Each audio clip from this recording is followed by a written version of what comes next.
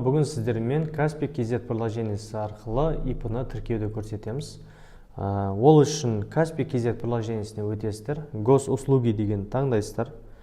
Одан кейін регистрация, зарегистрировать IP деген бөлімді өтесіздер. Бұл бөлімге өткен кезде сіздердің IP-ларыңыз жайлы данные болады. Ол бірінші IP-ла жоғарғысында өздеріңіздің IP-ның атын ол жерге өздеріңіз білесіздер. Мысалы IP Аблай деп қойсаңыз да болады. Бұл мен примерге келтіріп жатырмын. Одан кейін өзіңіз тұратын қаланы таңдайсыз.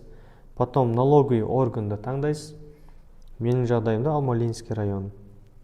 Одан кейін улица, көше, сіз тұрып жатқан мекен жай немесе сіздің офисіңіздің орналасқан адресі.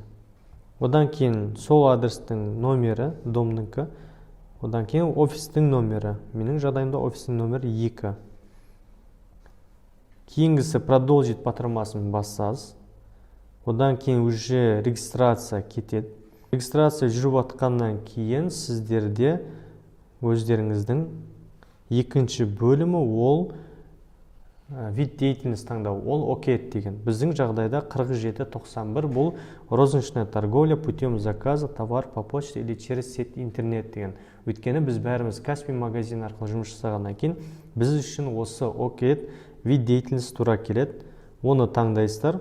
Таңдап болғаннан кейін сіздердің основной деятельностіңіз осы болады. Бұл продажа через интернет-магазин деген сөз.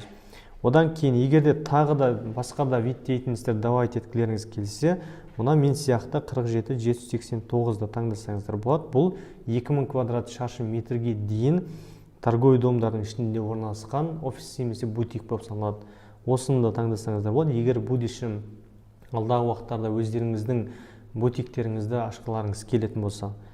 Бұл деятельность бәрін таңдағаннан кейін сіздер уже налоговый екінші далее батырмасын бассаңыздар, продолжить деп.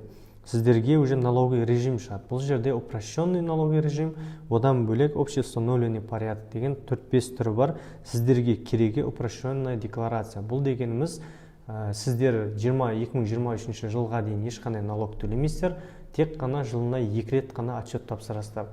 Егер жұмыс жасамасаңызда нулевой отчетпен тапсырсаңыздар болады, а егер жұмыс жасаған жағдайда тек қана минимальный зарплата әрі сол поступление үшін ғана отчет бересіздер, бірақ налог төлемейсіздер. Ол продолжить батырмасын бассаңыз, потом сіздер видеоинструкция, следует инструкция өздеріңіздің беттеріңізді өту керек болады, фейс. Оны өтіп болғаннан кейін сіздерге уже IP-ны тіркелгені туралы документтер болады. Сол документтерге подписать документы деп басасыздар. Басқаннан кейін где-то сіздердің IP-ларыңыздың ашылғаны немесе ашылмағаны жайлы сіздерге толық ақпарат келеді. Егер IP-ңыз ашылған болса, сіздер уже Каспий Pay приложениесін скачать етіп алып, сол өздеріңіздің Каспий Goldқа тіркеген нөмірлеріңіз арқылы тіркеп, ары қарай шақтарын жасай бересіздер. А егерде IP-ға сіздерге разрешение бермеген болса, сіздерде штраф бар немесе сіздерде арест бар. Сол нәрсені тексеріп алыңыздар. Осымен IP-мызды біз толықтай ашып біттік.